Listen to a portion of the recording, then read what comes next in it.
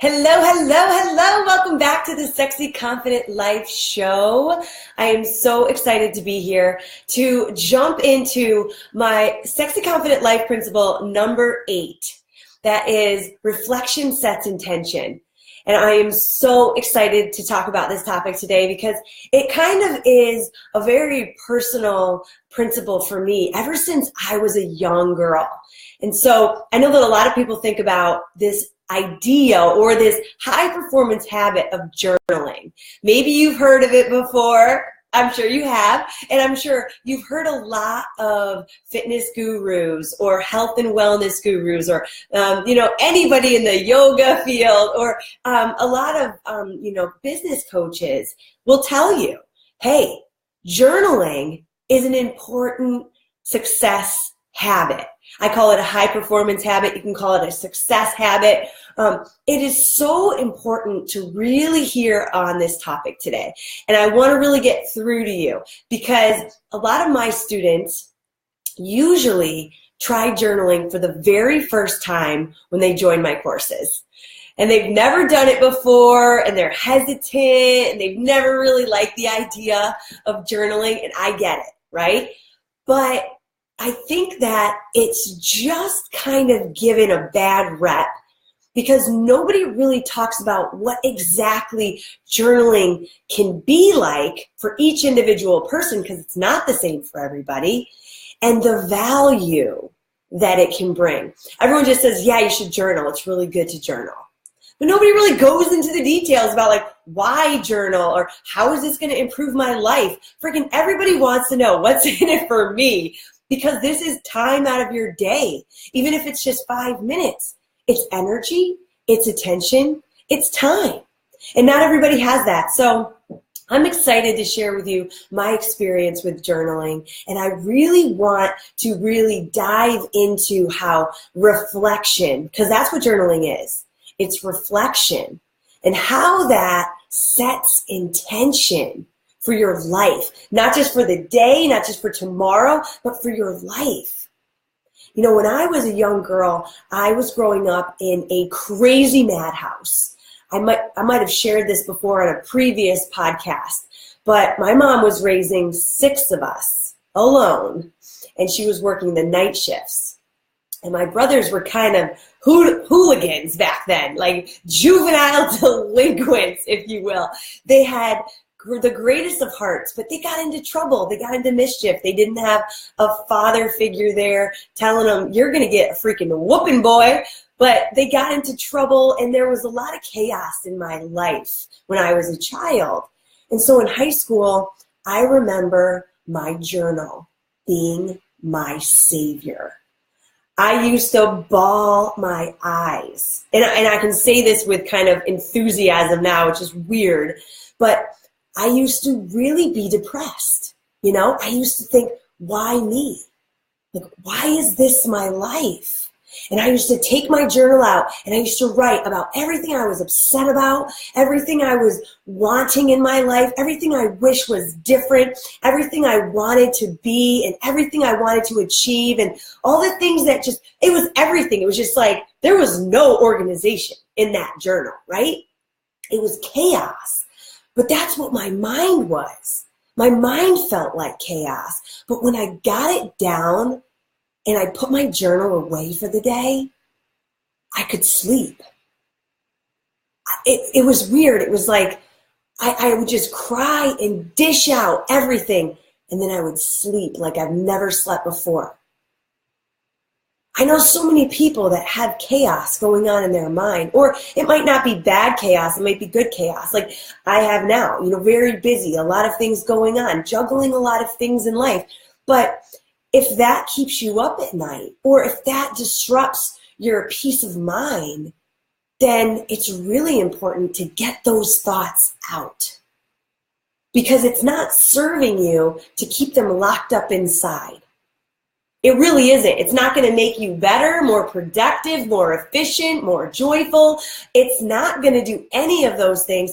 The best thing that you can do for your heart, for your mind, for your spirit, for your peace is to reflect and to dish it out, baby.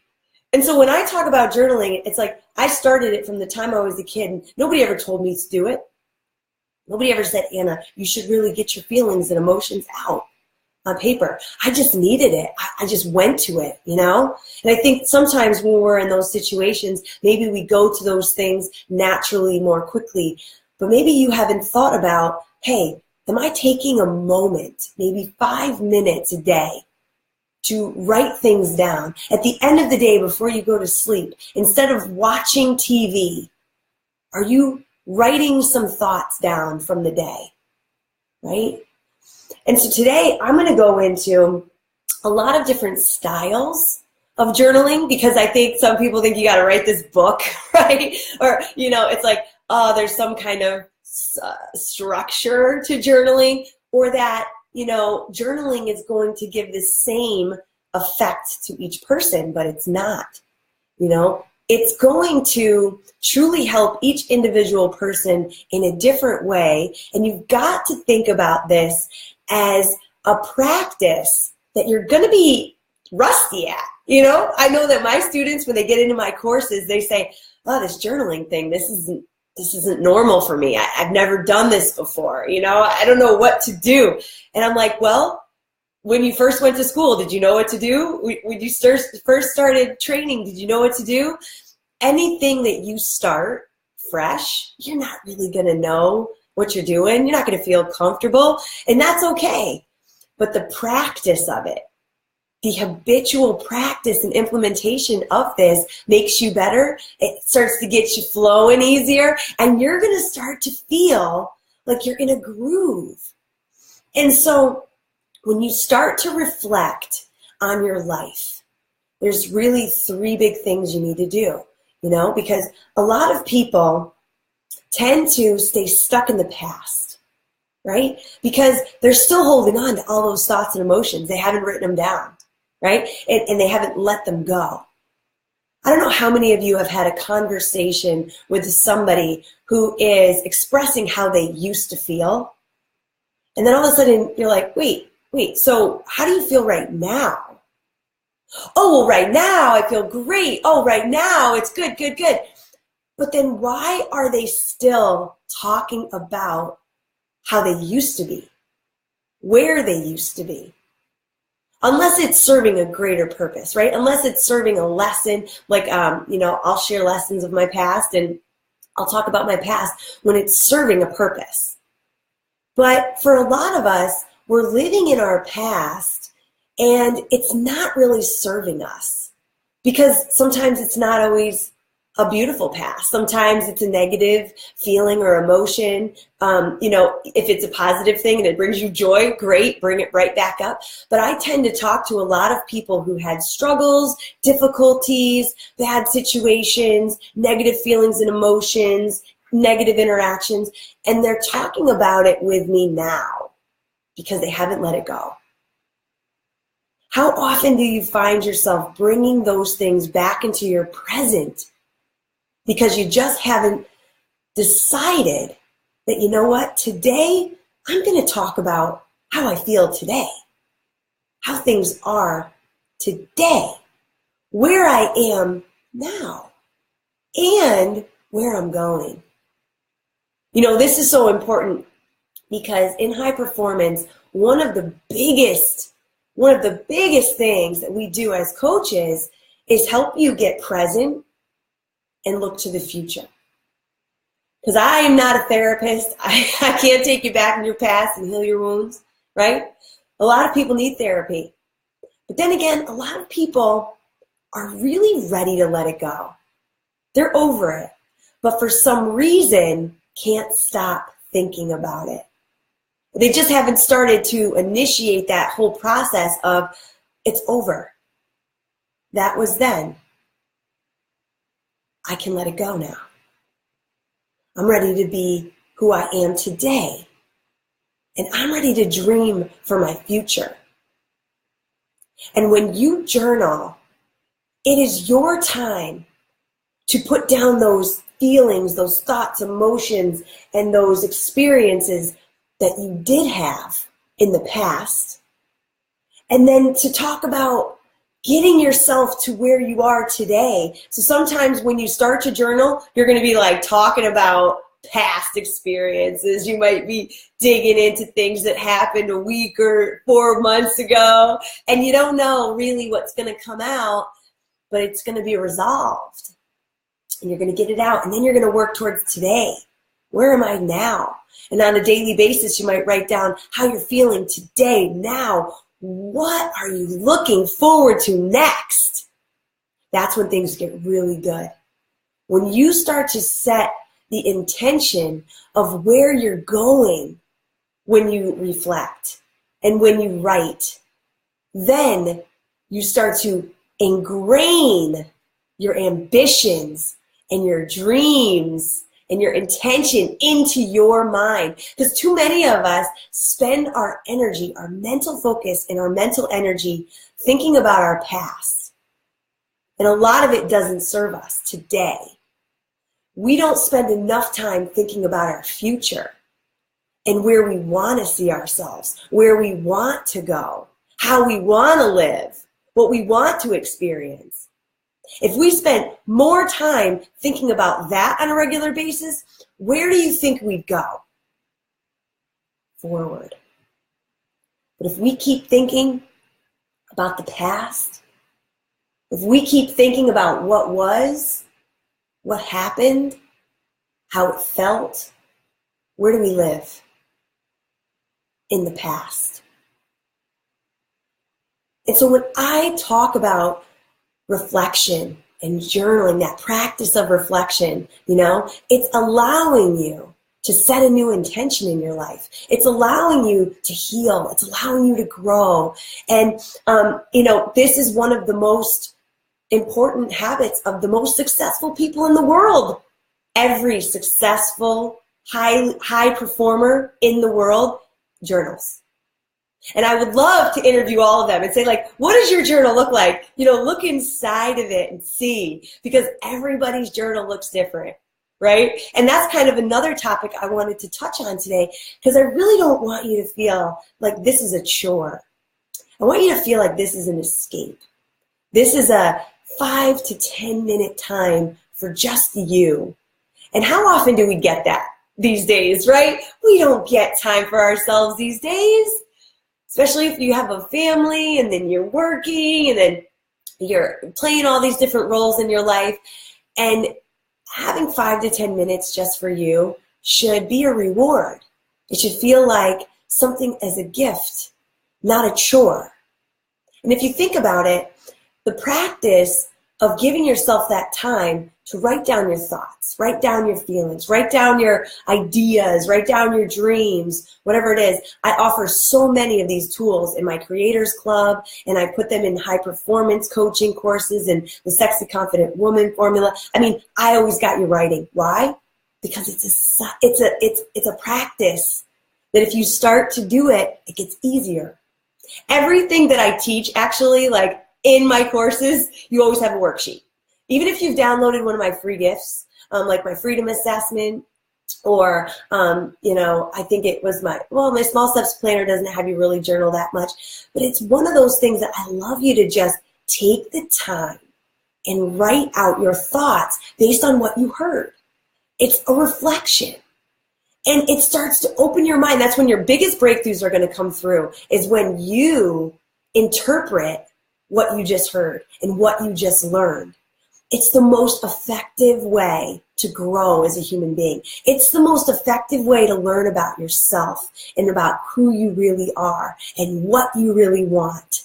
It's so important. And so let's get back to the styles, because I want you to feel like no matter what, you're going to try this. Is that a deal? Would you promise me that, I don't know if it's today, it would be right after this podcast, ideally. If it's tomorrow, it's in the morning or in the middle of the day or the evening, sometime when you have a minute to break away and bust out a journal. Go buy a new fancy glittery journal at CVS. Man, they're like freaking $2. All right. And it doesn't have to be a big journal. I have like 15 journals, all with different types of things that I write about. One's for my mastermind. One is for my coaching business. One is where I'm mentoring people in my courses. One is my personal journal. So you might have several journals. It's cool, right? But it's your time to be in that space and that time for you to have. And so if you'll promise me that you'll try this and you'll just start to see what you like, right? Because everybody's got a different style. I just want you to know that. My style can sometimes be like bullet points. It can be like a thought, and I might bold a word and then journal about it. It might be, I might sometimes break up a page into quadrants, like different squares that, where I'm feeling energy. And it might be, I might be feeling really energized. I might be lacking energy. I might be stressed. Maybe stress is one of my words. And mine is so random, right? But then sometimes I'll just have a thought and I'll just write freely. I mean, it's not in paragraph format, people. It is not correct grammar. It's really like words are rarely spelled correctly because I'm writing so fast and just getting it out, Nobody's looking at my journals. This is for me. And when you can go back, and this is really where I want you to realize the power of this. When you go back to your journal and you open it up and you read the last 4 or 5 pages of your journal, and you might have only journaled like, half a page each day or even less, right? It might be a few words. What am I grateful for? Or what am I looking forward to tomorrow? Or, what's going on in my life? Whatever it is. But when you look back, you're going to see trends, right? And you're going to see if you've been growing, if you've been moving forward in your life. A lot of times people journal and they tend to notice that they're not moving forward. They're not growing. They're writing the same things down. They're in the same place mentally, emotionally. They're feeling the same way. They haven't had that conversation. They've been wanting to do this, but haven't done it yet. You get to coach yourself. You get to see the trends in your life. Nothing is more powerful than visually seeing your behaviors, right? Your thoughts, your emotions, and how you're overcoming them. If you go through a whole year and you haven't had that tough conversation, we know there's work to do, right? So today, out of my love for you and my real passion for creating high achievers in this world, women that want to reach the next level of in their relationships and in their careers and in their self-love and in their self-care and really truly reach the next level, not just stay comfortable, not just live mediocre, but have extraordinary lives. That's my passion, and that's why I share these principles with you, because they're not just simple, no-brainer principles. These are things that have changed the game for people. Change the game. And if you decide you're willing to try a few new behaviors that you've never done before, you've never tried before, you've said, nah, that's not for me. If you decide to take a different approach this year and try different things, then you're going to change your life. You're going to live differently. You're going to become different. And that's what we're all striving for, is that growth, that progression. But we don't get that unless we do something else, do something new, try something new, right? So today, I hope you will take the time, 5 minutes, and open up that journal. Buy yourself a journal. Get a notebook, for crying out loud, and write a few words down, just a few words. Designate the time before bed or the time right when you wake up in the morning to take a few moments to write down how you're feeling, what you're thinking, what you want for your life, what you want for your day, who you're thinking of, how just whatever. It doesn't matter whatever is in your mind. It's going to help you grow. It's going to help you become the person that you truly desire to be, right? So I hope that today's podcast served you. We only have 2 more sexy, confident life principles to go over. I hope you've been enjoying this series as much as I have. These are 10 of my most valued, most precious principles that I live by. And so if you haven't heard the rest of them, please go back to number 1 and start with becoming the CEO of your life. And I know that it will serve you. I know that you will feel so much better. And if you get the chance, make sure that you check my show notes, because I'm going to be offering you guys a free gift. And yes, it will require some journaling, and it's called the Freedom Assessment. I really want everyone to take this because it's going to help you decide if you've got the freedoms that you want in your life. And I feel like everybody wants freedom, no matter what it is. Freedom of location, freedom of time, freedom of, financial freedom, freedom of being who you want to be, freedom of self and authenticity. So many different types of freedoms we're all striving for. And the Freedom Assessment is going to kind of give you a way to scale and rate yourself on the level of freedoms that you have. And it's going to give you a journaling activity to do, to work towards greater freedom in your life and to develop those skills that you need to get there. So I think that you'll really, really enjoy this free gift that I created for you. I hope you'll download it below in the show notes, and you guys have an amazing rest of your day. I'll see you next episode. Bye.